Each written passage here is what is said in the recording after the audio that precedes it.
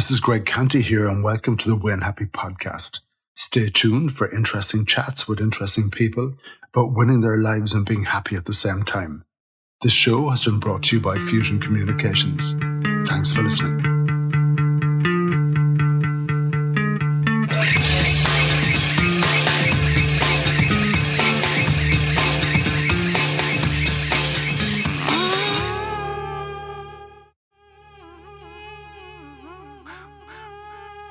On today's podcast, I chat with John Crotty, the new Strategy and Economic Development Officer for Cork City Council. John, who comes from a small village in Waterford, chats about his varied career, including 11 years working in retail in the UK, 6 years as the CEO of Spike Island, and now this very important role with Cork City Council. He outlines both the challenges and the opportunities that he sees for Cork City, and he says it's now time for action. Let's hear from John. John Crotty, a huge welcome to the Win Happy podcast. How are you doing? I'm very well, Greg. Thank you so much for having me. Yeah, you're so welcome. It's nice to do these things on a Friday. And I can tell you now, it's a chilly Friday. We're both looking at each other, but what you don't see, I actually have a blanket over my legs. I am absolutely frozen today. Well, you're being good. You're not using the heating there, Greg, and you're thinking of the environment. Well, do you know what now? Being honest with you, there's two little motivators. One, absolutely, that environmental thing. But there's a little bit of, I'm going to use some bad language now. It's a bit of a, fuck you, Putin, you're not getting our money. I completely agree with that. I think we're all reevaluating where exactly that spend is going, aren't we? So, yeah, exactly. Yeah, maybe it's about time, the environment and everything. So a lot of changes for you recently. A lot of the listeners won't know who you are, but you've just become the Strategy and Economic Development Officer for Cork City Council, which is a big job and it carries a lot of responsibility. So what I'd like to do is take the listener on a journey of discovery about you and how would he see himself in that role and what's that role all about? I must admit, I had a quick peep at LinkedIn, which is the source of all knowledge when it comes to what people have been up to. And you've got a fairly coloured career. But even more than the career part, the simple question, who the hell are you and where did you come from? Yeah, certainly, Greg. Well, I'm certainly originally Waterford born. I'm from Cappoquin, which you probably know, West Waterford, the finest rural countryside you'll get in Ireland. I was actually born about 2 miles outside it in a place called Afan, so a very small townland. If you can picture the typical Irish countryside upbringing of one house, along a kilometre, maybe 2 or 3 more. What you see every morning on your way to school are cows, sheep, the single church that's there, not a shop or a pub in sight. And I was growing up there in the 1980s, which I think is a very different Ireland to the Ireland that we know today and are so used to. A lot of changes even in Cappoquin in that time. And West Waterford would be a place that's known to probably not have seen the benefit, shall we say, from the 90s and 2000s development and probably a more disadvantaged area in Ireland, which is certainly not something I recognised when I was growing up. And I think it's only with the benefit of hindsight that you can look back and see how things might have been different. But for me, it was a wonderful, wonderful place to grow up in. I had the benefit of quite a few people living in the area around me who were also my age. That's kind of a throwback to being born in 1979 and the fact that people were still having big families. The rural populations were still being maintained by just a few handfuls of 10 and 12s wouldn't have been unusual. So I'm very fortunate to have a few within my age group around there. And that's not something that's persisted. I notice when I go back and when I see what the area has become ever since. Were you farming folk, were you? No, we lived in the middle of a very big farming community and my parents had bought an acre off a farmer. So we would have been certainly brought up in that kind of lifestyle because a lot of the work we did and certainly a lot of the odd jobs I had when I was younger would have been related to that farming work. So you'd be off, I've birthed in plenty of calf in my time and driving tractors at 12 years of age, you were always involved in that kind of a lifestyle and my parents would have found a bit of work certainly in the early years before they got steady employment in that kind of background. But we ourselves didn't own any land. We were labourers, if you like. Does it make a difference growing up in the country compared to growing up in the city? And when you compare yourself to your peers, your buddies, all that kind of thing. Does it give you a different perspective in some way? I think it does, Greg, definitely. I think there's a humility almost and an understanding of the wider aspects of life that comes out of the countryside side of it. You're probably not as street smart as some, and that's something I found I had to catch up on when I found myself in the likes of university and the early years of work. But you probably also recognise that you have perhaps a calmness almost and an ability to see a bigger picture. Maybe you've seen how the food chain works, if you like, and you've come across such a variety of individuals that you could probably relate to more people a little bit quicker, and you probably approach things a little bit more slowly than perhaps your city counterparts. Yeah. And even with some of my friends and colleagues and everything else, I notice exactly the same thing. I would say they're earthed in a particular way, that they've just got a perspective on things. And as you say, maybe seeing that cycle of life or something, where food comes from and everything else, that it gives you something a little bit different. Your mum and dad, what do they do? So my father was a crystal cutter in Waterford Crystal. He actually was a master craftsman by the time he retired, but they were quite young when they had me, and I can remember that journey he went on from, I suppose, going through a number of jobs in his early 20s into the point of getting this. And of course, it was a job for life back in the 1980s when you landed a role like that, and a massive employer in Dungarvan and County Waterford in general. So he spent almost 30 years with Waterford Crystal until they closed that plant in Dungarvan. So a happy career for the most part, I think, and certainly grateful for what it got them, which, my father built his own bungalow with his own hands, Greg. You know what the 80s were like, bungalow bliss and all the rest of it. My mother and father were never wealthy people. They were certainly working class. My mother would have gone through a variety of working roles back in her early youth as well. They were very young when they had me. My mother was pregnant at 17 and marched down the aisle at 18. So not an uncommon story in rural Ireland and 1980s Ireland, I think. But fair play to them, they're still together now through, 30, 40 years of marriage. So no regrets there. And it makes a difference too, being raised by young parents.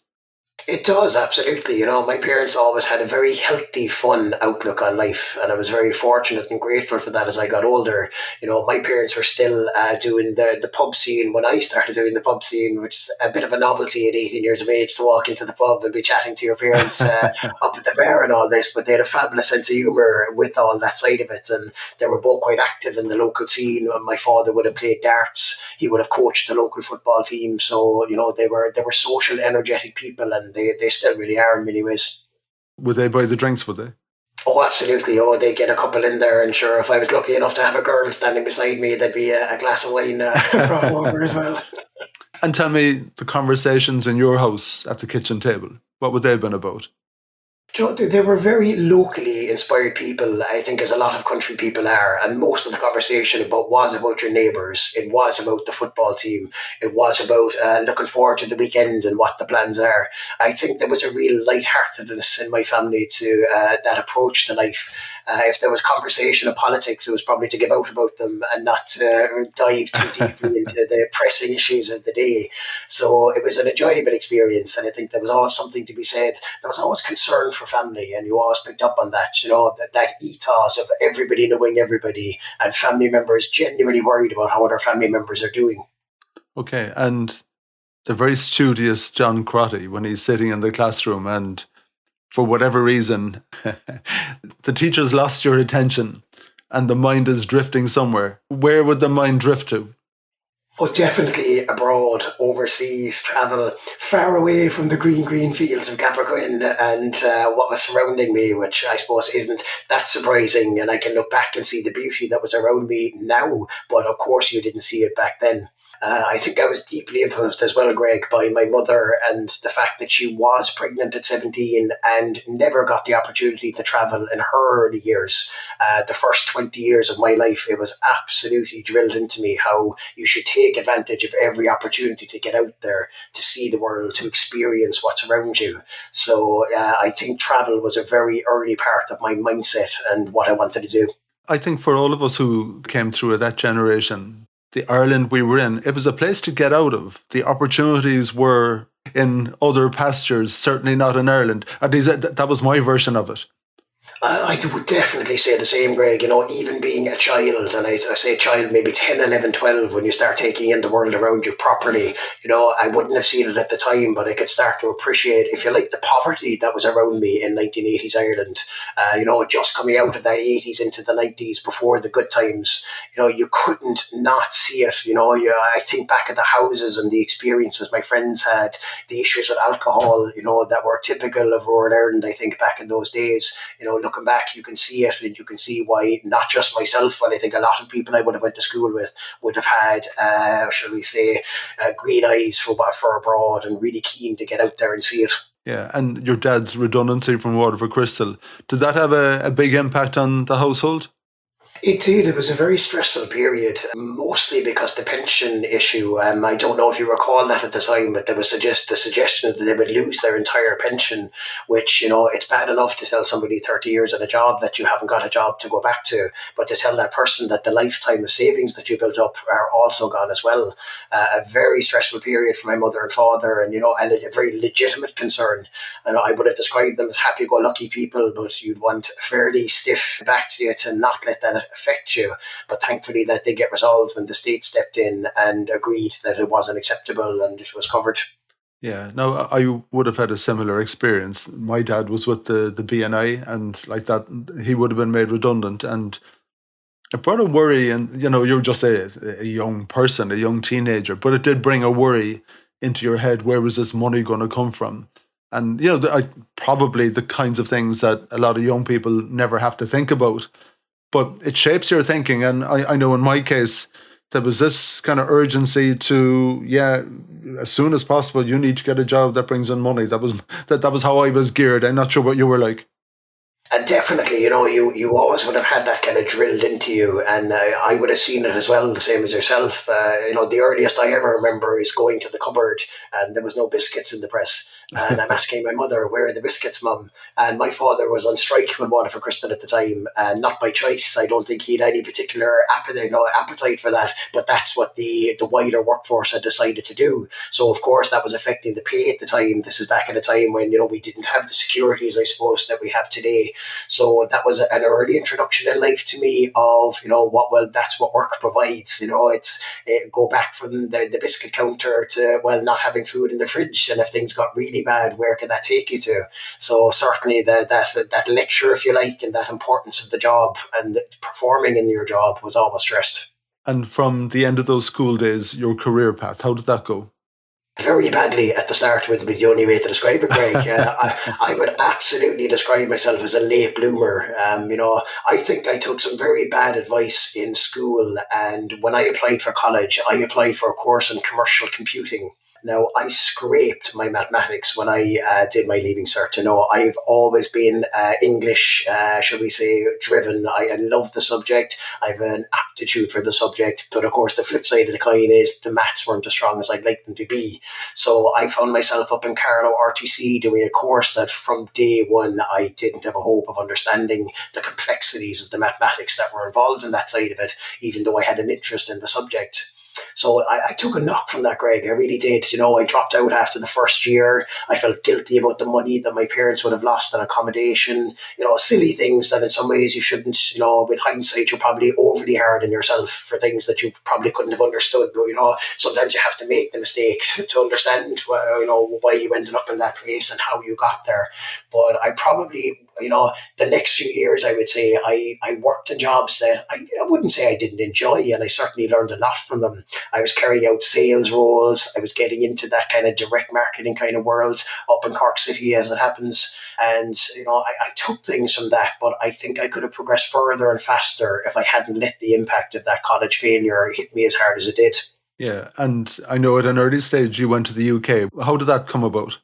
That probably was driven by that frustration, Greg, more than anything else. I'm finding myself in roles where I feel I've got more to give. It's not necessarily happening in those roles. I don't have a qualification, and I can see at this point, with every year that passes, you can see how the qualification does drive your advancement in certain workplaces.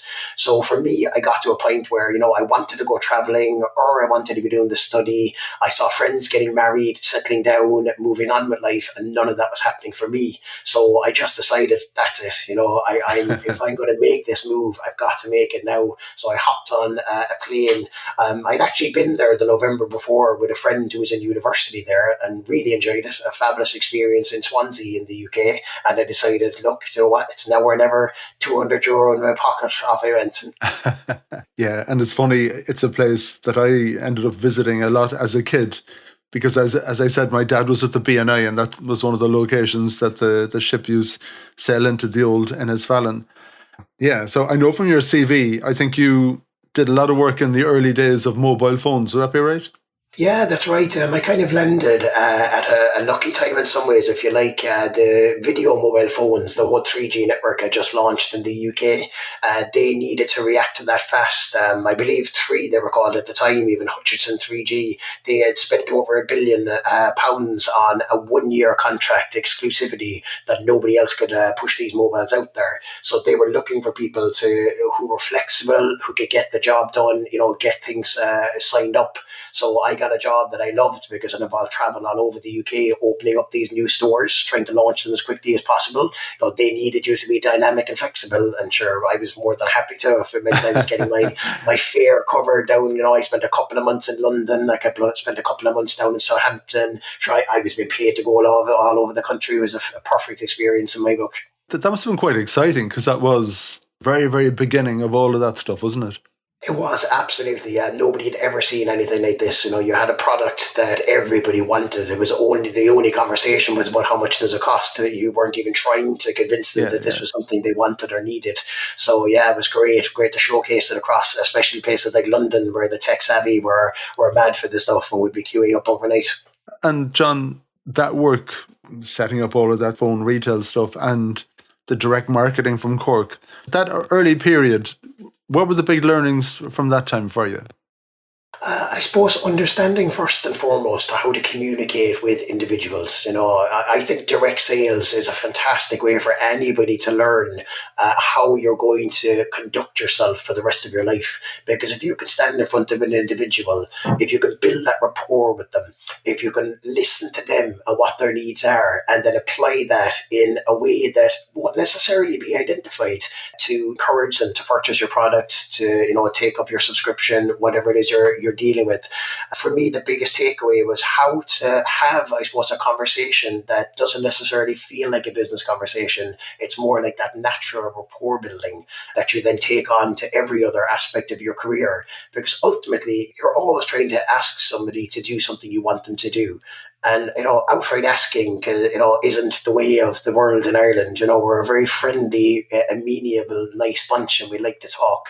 So I suppose that's what it developed for me is that ability to chat and learn and understand from the other person, and make it a meaningful interaction. And the most obvious next step was to work for a grocery chain. Oh, absolutely. Yeah, the next step, exactly.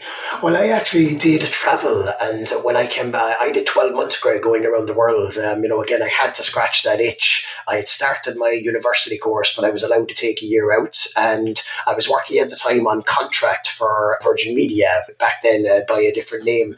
I had spent a couple of years on the contract with them and that was coming to an end. So it just seemed like the perfect time if I was ever going to get that big piece of travel in. I was mid-20s at this stage. I thought, let's get it done. So I managed to see about 17, 18 countries in a fantastic 12-month spell. I scratched that itch. But when I came back, I suppose I had a bit of a debate because now I'm thinking, well, where am I going with my career for the next so many years? What options do I have?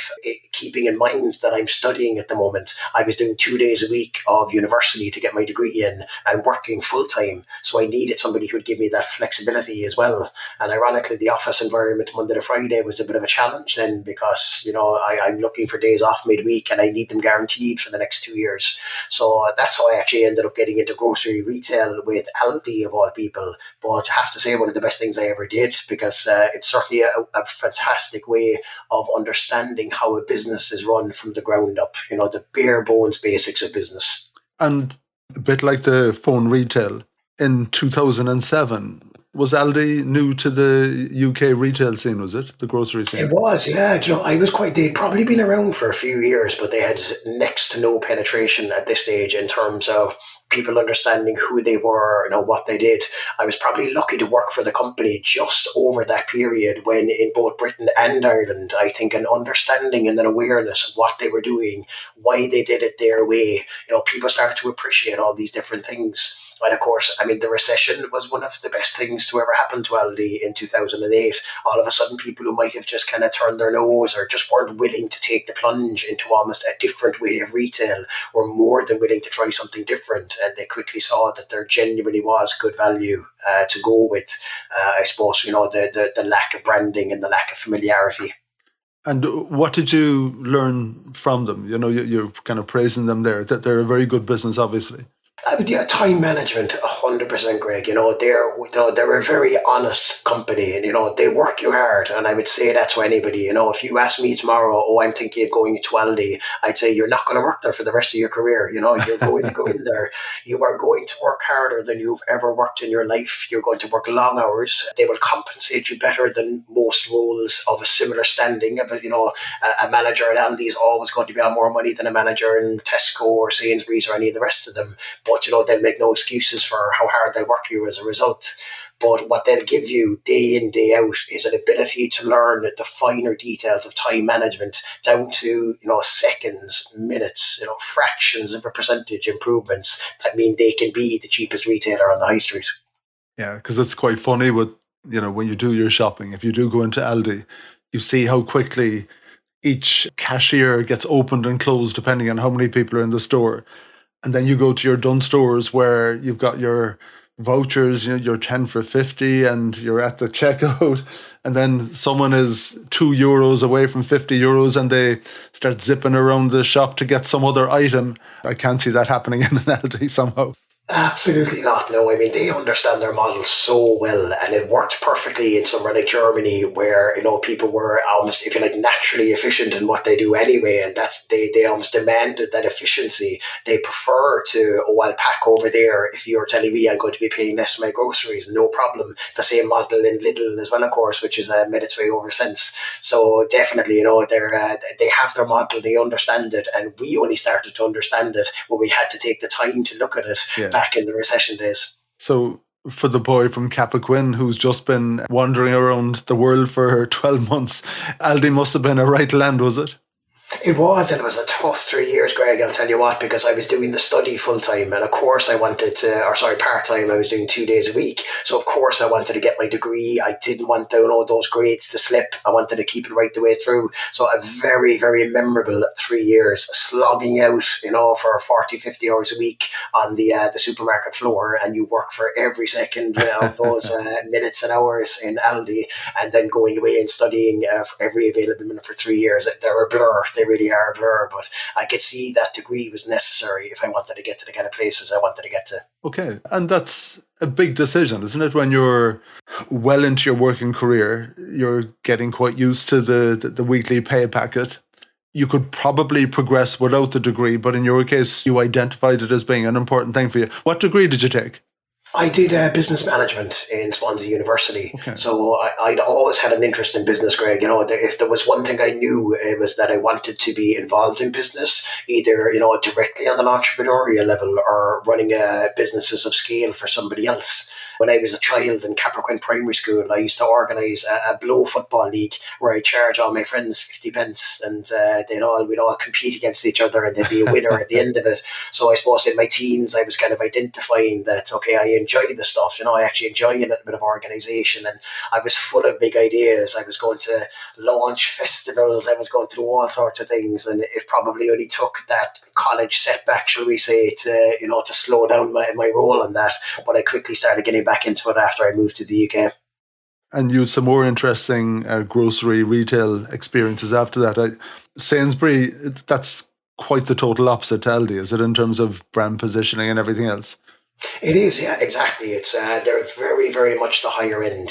This is the same product in Sainsbury's is going to cost you more than it is somewhere else, but the service that you're going to get around that, the quality of the store, even the quality of the product.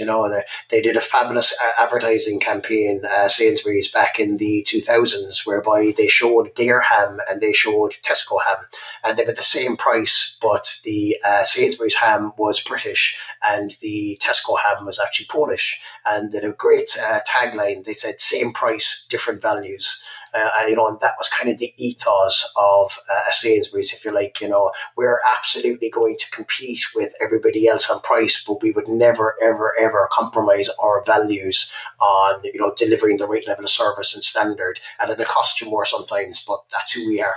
Yeah, and I know you were a store manager there. So that Aldi to Sainsbury, were those experiences night and day, were they? They were unbelievably. Yeah, it's incredible, Greg. I was probably only a couple of months in the job, going through my training process and the likes in my first store. It was after, I think, 5:30, and the area manager walked into the store and he said to me, "What am I doing here?" And I said, I'm working. Sorry, what do you mean? He said, "I've just looked at the roster. You were supposed to leave at 5 o'clock." He said, "Off you go home now." And I thought, wow, that's incredible. And, and he actually made a point of bringing that up at the next area manager meeting. And he said to everybody, how he had sent me home. So, guys, I do not want you dealing with my customers when you're anything less than 100%. I don't want you working 50 hours a week and one of my customers doesn't get the service that I want them to get because one of you might have worked longer than we feel is, the right amount for you to be in the store. So we want you top level for you, top level for our customers at all time. Okay, so yeah, there was a bit of a win-win in it. You let your team go home, get them their rest and their leisure time and everything else. So the version that appears the following morning at 8 o'clock or whatever is a better version of that person. Absolutely, yeah. That was the ethos of Sainsbury's. So like I say, it's so interesting to see the dichotomy between the two of them. Aldi absolutely, looking for that bottom line, where the price is king, the price is what matters. And in some ways, what it takes to get to that price is necessary. It just has to be. Whereas with Sainsbury's, the service, the quality, that was what truly, truly mattered to them. And they didn't just talk the talk, they walked the walk as well. They really reinforced that. And what prompted the return to Ireland? It's an interesting one. I had been there at this point for 11 years. I had my degree for about 3-4 years at this point. I suppose I'm debating.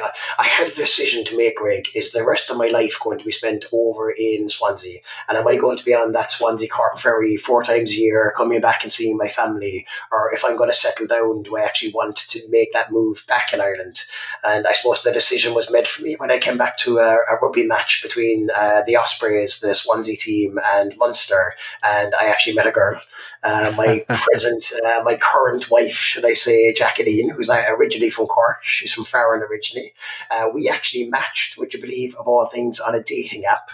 We never met that time, but we stayed in touch for the next 4 or 5 months. And I met her at Christmas when I came back to see my family. And the rest, as they say, is history. We were married 5 years later.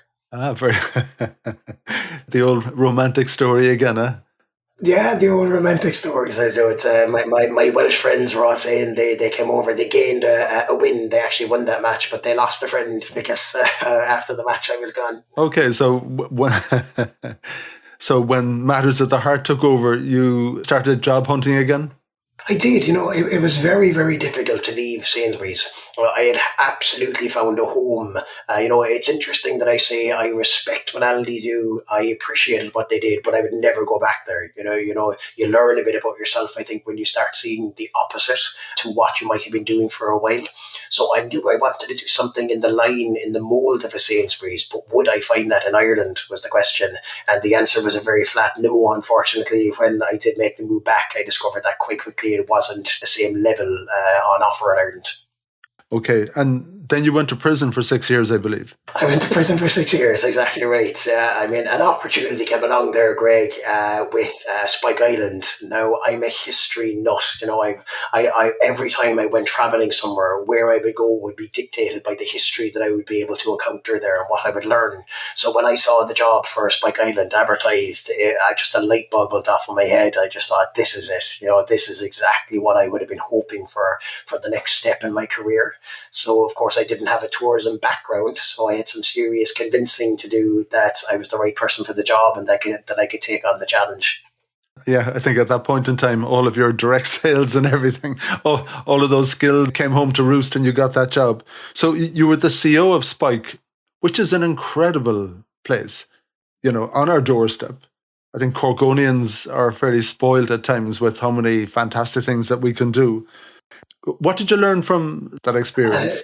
so much, Greg. I was very fortunate that it was a massively hands-on role. There was very little done when I arrived, in so much as they had spent 6.5 million with Forge Ireland on upgrading the location. What you had was a bare bone site. There wasn't so much as a health and safety plan written on the wall. You had a reshuffle, if you like, with staff. You were starting from scratch.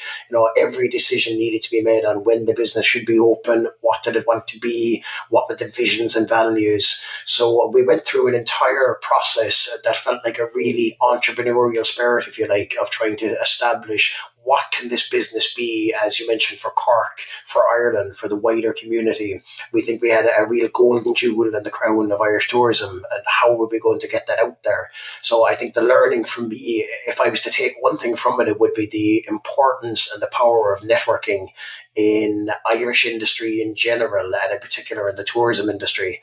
I think it's a place that's built on relationships still, for all the changes in the world and the different things that happen. If I'm going to be selling a product to an overseas international market, like an American market, I'm going to work with Irish operators that I know, that I trust, are going to give them the love, the care, the attention that I give them. And I really like Brendan Vacations' little tagline. They throw over their customers what they call the Brendan blanket. The Brendan blanket is the idea that you're wrapped and you're enveloped in this care and comfort when you're in Ireland, and they want to see that extended when they come to a site. So that's not going to happen from a video on YouTube. That's not going to happen from one telephone call. That's a relationship. In that role, you obviously would have gained a fairly unique perspective on how non-Corkonians perceive Cork, Cork City, Cork County, the surroundings, what we have to offer. Obviously, it was in a tourism type context. How do they view us? There's definitely positivity overall, Greg. I do think that the vast majority of people that come to Cork enjoy the experience. They're happy with what they've taken away. They were made to feel welcome. They felt like they had a proper Irish experience, is the terms I often hear used, both for Spike Island and for Cork in general. You felt like you were diving into the real Ireland. A lot of the people who come to our Cork are actually on their second visit to Ireland, because Dublin has got that capital city appeal. It's got that, you've got to tick that box first, if you like.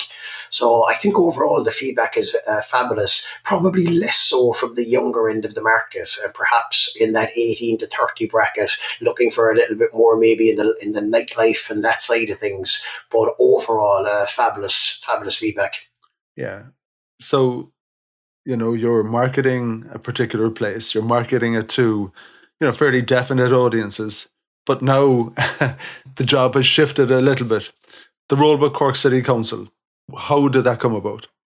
So I'd been with Spike Island for 6 years at that point, and of course it is a local authority owned and operated attraction. So I would have had a lot of involvement with the economic development section in Cork County rather than Cork City. So I got to know a lot of them quite well. I spent a lot of time in their offices, even especially during COVID, when you were kind of looking at other work locations and what was best. I suppose seeing the role that they were carrying out and seeing how interesting I found it and how rewarding, I suppose, Greg, but there's different things that get us all out of bed in the morning, and those things can change. I would say in my 20s I got out of bed because I wanted to deliver great service. I wanted to see my colleagues and the people who worked on my team, developing and progressing in their careers and all that. I suppose I've had a change in my 30s and I saw that through tourism and the wider benefit of how can I contribute to my locality, if you like, and my chosen home in Cork. and seeing that economic side and, the value that it brings, the difference it makes to people's lives, being able to share the news of about how many hundreds of jobs have been brought in because of work you were part of. So the appeal started, I suppose, probably 3 or 4 years ago, just before that COVID period started, and spending time with those individuals. So when I saw the job with Cork City, I thought, okay, that's the place I'd like to be. Okay, brilliant. The role of the Strategy and Economic Development Officer.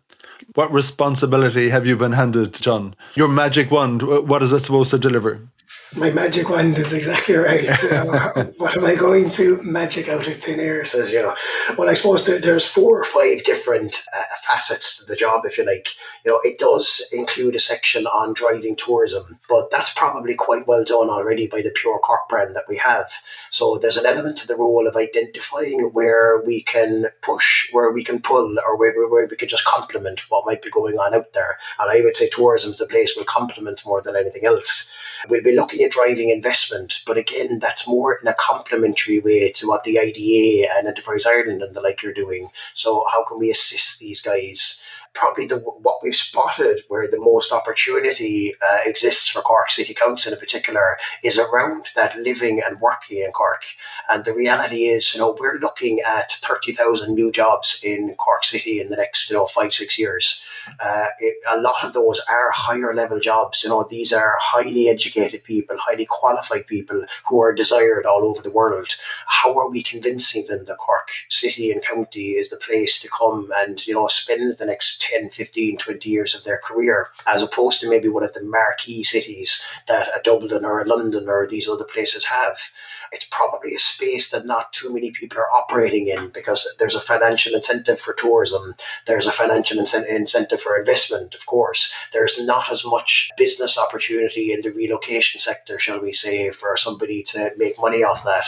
So there's definitely an opportunity, I think, for Cork City Council through the We Are Cork brand and through a variety of other approaches to ensuring that we can complement what's already been done, but actually drive people into the city and drive their decision making for taking those top jobs and getting the right caliber. As I mentioned to you before we started recording, a number of years back, with that brief around the brand of Cork, myself and Roger Hopkinson from Colliers, it was a group of us, and it was to basically develop that Cork brand. And it was like a stock take of the city and the county, the attributes that we had, and positioning them in a way for those kind of target audiences, realizing what you have, realizing the strengths and weaknesses of it, I guess, and which of those things would actually appeal to our target audience.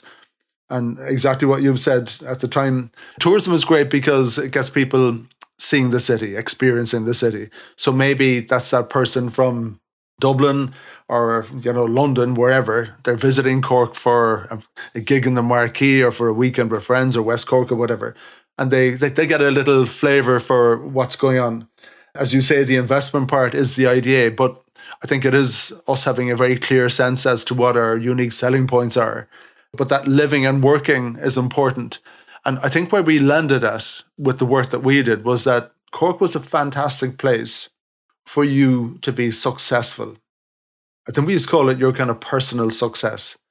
And when we spoke about success, that was success not necessarily in a money way with a fantastic, well-paying job. It was success in that broader context. And I guess in a way, back to the name of the podcast, Win Happy.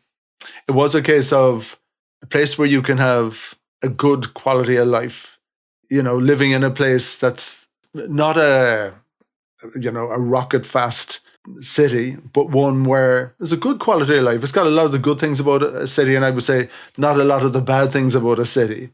There's a nice balance, and I'm sure as a Waterford man from Cappoquin, you'd kind of appreciate that. It's got a good scale to it. Absolutely. This is amazing because we did loads of research at that time and lots of feedback from different people. And I mean, it was a big A to Z of people, both locals and people who had decided to kind of live here from overseas and everything. And something that kept coming back was how friendly the place was. And you think, okay, friendly, it's a very intangible thing that's kind of subjective. And what we kind of discovered was, I think a lot of that came from the scale at which things operated. because it wasn't too small, you had that little bit of freedom. Because it wasn't too big, it was still personable. And people found it easy to get along, make connections, easy to get things done. So, yeah, it was definitely a friendly city. And I think the city has had generations and generations of welcoming visitors. You know, be it a trading city with the port and everything else. Obviously, it's got the tourism dimension. So you will always get a good welcome to Cork from anyone, I think. You know, and just like the person you'll chat to at the bus stop. I mean, I think there's a friendliness about Cork that people do appreciate. So that quality of life, I think, is a big thing. The cultural aspects and that sense of independence, they were big things that came out of the research as well at the time. So I think even from your point of view, maxing out those kind of little opportunities, because I think they'd be really great for people. You know, those little quirky festivals and everything else that we have in Cork, they're very attractive to people. So what's the plan? Well, we're literally, if you like, We're picking up the pieces after COVID in many ways, Greg. You know, that there was fantastic work done by yourselves and the others involved in We Are Cork. You know, I'm very fortunate that I've only been in the job now a couple of months, and I've got so much good data to go through from previous research, from previous investigations. And as you said, it highlighted really what's important to Cork and what the people from outside, you know, believe is important to them in choosing Cork. So, you know, as I said, it's not always what you think. It's actually very seldom almost obvious, and you can be so surprised at what the research can throw up sometimes and what people are really looking for. So we've actually got a meeting between Cork City and Cork County and the Chamber coming up towards the end of November, where the first proposals are being put in place for content calendars for We Are Cork, for, you know, what it looks like to go to each of those sections I mentioned to you. So how are we communicating on the tourism piece? How are we communicating on the live and work piece? Even the study piece and the like, you know, something that UCC and MTU do a fantastic job of convincing people to study in Cork, and probably another area that will complement them as much as anything else. I suppose it's really shoring up those relationships now, getting certainty from everybody around the table that they're comfortable and confident in what we're about to deliver, and getting going. You know, when I got into Spike Island, you know, the most important thing to me was that we didn't allow what can sometimes be the wheels turning slowly within public sector to, you know, to not have this business launch as quickly as it needs to and get to the employment and get to the visitor figures that we really wanted to get to. So for now, it really is, it's action time, I think, I would say, on We Are Cork. It's about getting the visibility of the brand out there and working with those key stakeholders to start actually affecting change and improvements in the way we are in Cork. And I totally appreciate you're brand new to the role. Your perspective, and maybe this was a perspective before you even put your bum in the seat inside in Cork City Hall. The strengths of the city, what would you say Cork is going for it? you know, I think you hit the nail On the head with the openness, the friendliness of the people. You know, quirkiness is a nice word. And if you describe somebody as quirky normally and a place as quirky, that could go one way or the other. But definitely with Cork, it goes into a positive place. And I think we're seeing a whole shift in the whole world and globally. You know, there's a little bit of the sheen gone off the Londons of the world after COVID.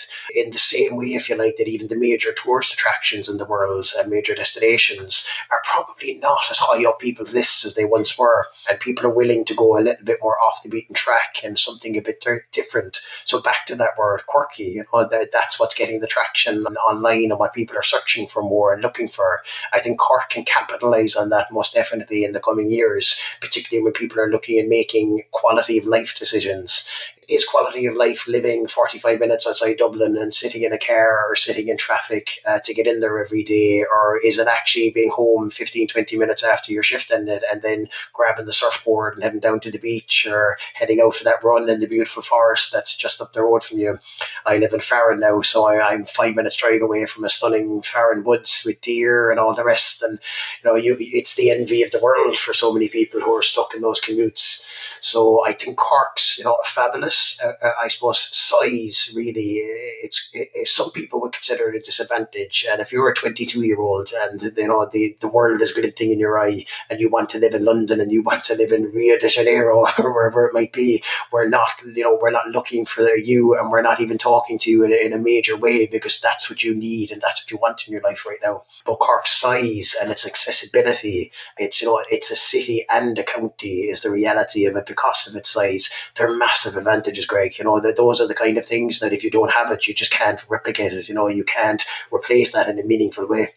Yeah, and as an example of one, in our case, we've had some really excellent people join our team, I would say, in the last 6 months or so. And in each of those cases, there are people who were working and living in Dublin, had obviously dribbled back home during COVID. Maybe they gave up their expensive places in Dublin. And when the employers are putting the boot in a little bit, we need you back 2 days a week, 3 days a week, or whatever that looks like, they decide, well, I'm not going to do that again in my life. And that talent has found its way to Fusion, which is fantastic, which is a really great opportunity.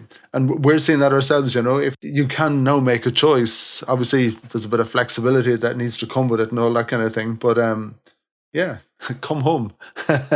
Exactly, and what a home it is. As you said, there's so many strengths for Cork, and it's when you're living here anywhere for a period of time, you almost stop seeing them. You almost forget that if I wanted to, I could be in the car and within 20 minutes be in every single variety of human life and endeavour that's out there. You could be inside in the busiest pub, inside in a full club. You could be out by the ocean. You could be out in a forest.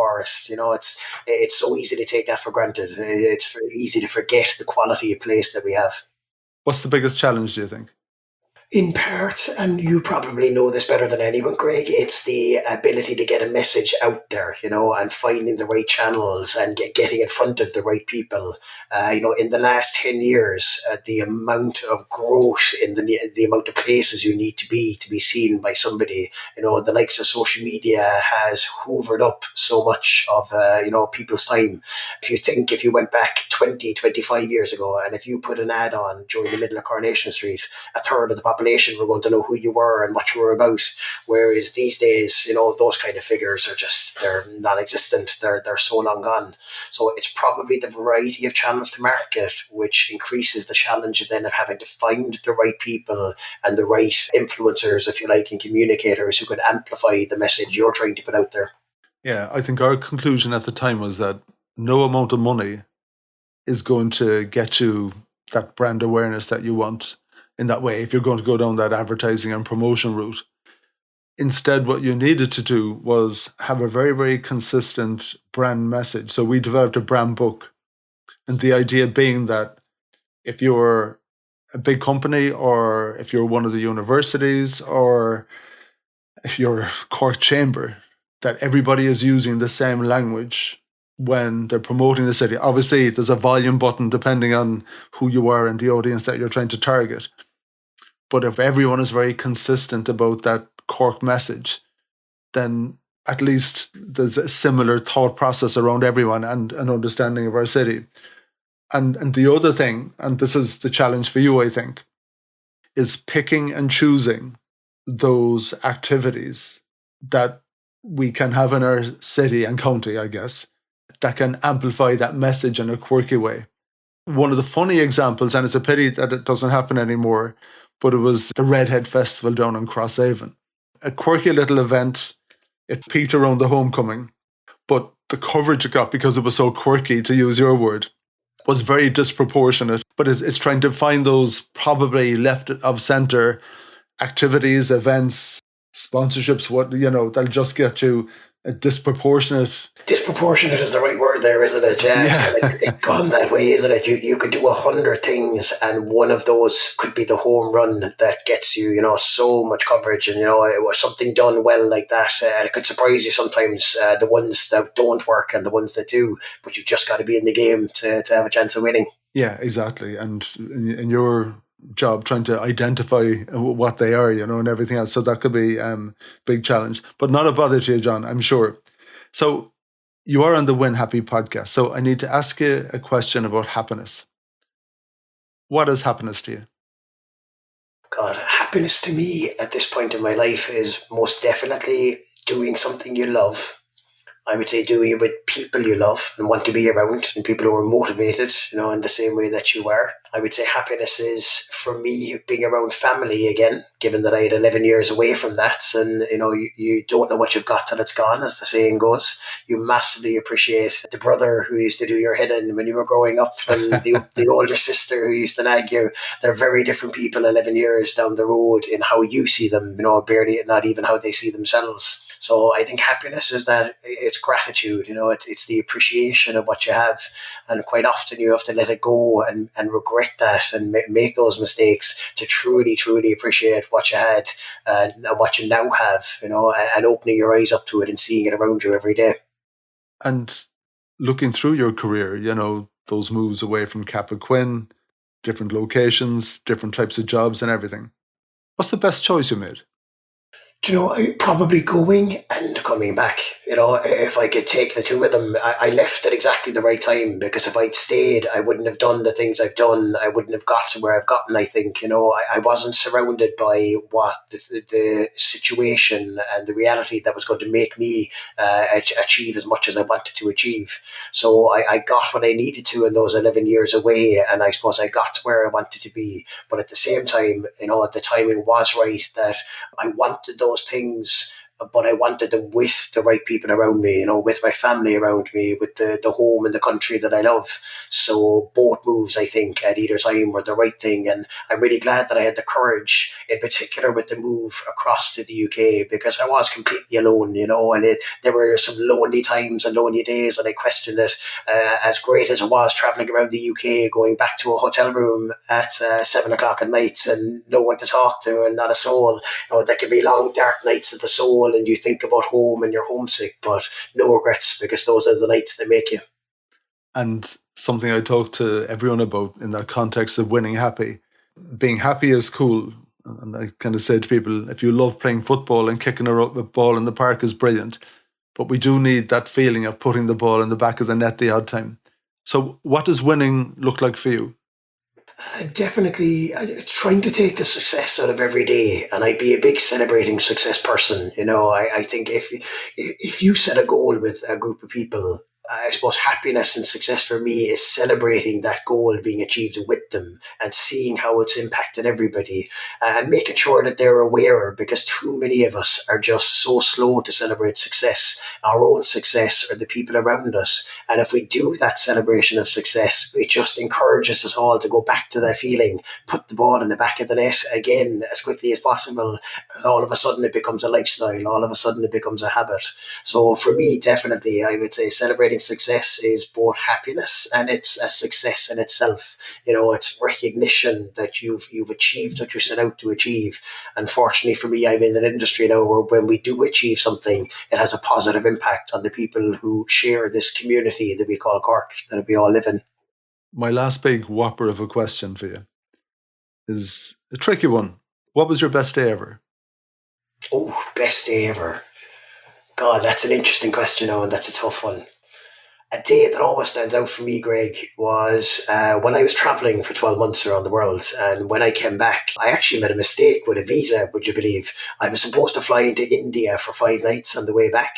And I had decided that you don't need a visa to enter India. But the person at the checkout counter in the airport disagreed with me most seriously. So I was not getting on that flight to India. And I was actually flying home the following day. I still haven't been, for what it's worth. So there's a lesson for anybody who's going traveling to make sure that you cross your T's and dot your I's.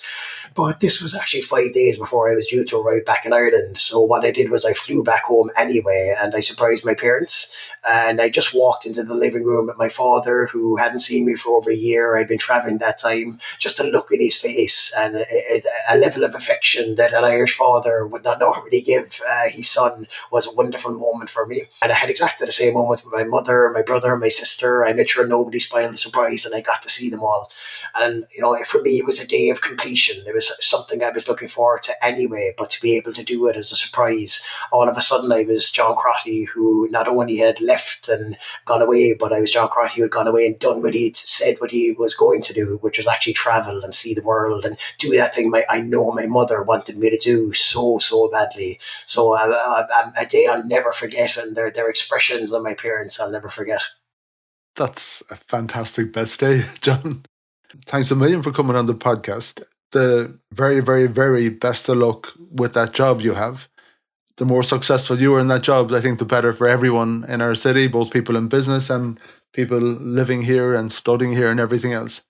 I hope to bump into you on the South Mall or anywhere in Cork City for a cuppa at some point in time.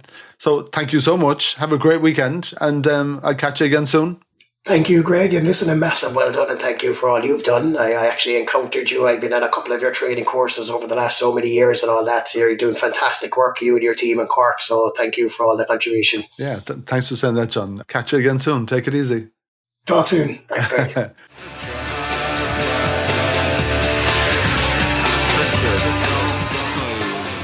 Thank you for listening to the Win Happy podcast, which has been brought to you by Fusion Communications. If you'd like to get in touch, feel free to send me an email at greg@fusion.ie. So until next time, take it easy.